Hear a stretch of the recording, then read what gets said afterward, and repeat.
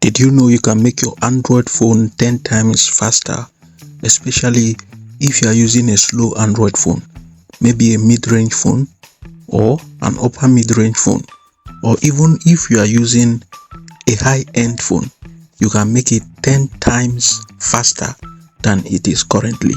Now, I'm going to show you the simplest step to which you need to follow in order to achieve this. First step, tap on Settings.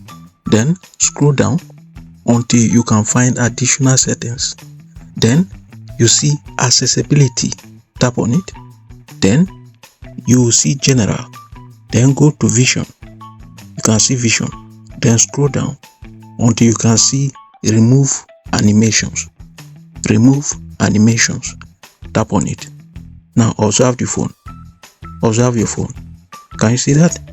It will operate very faster, very smoothly, and very snappy. Try this.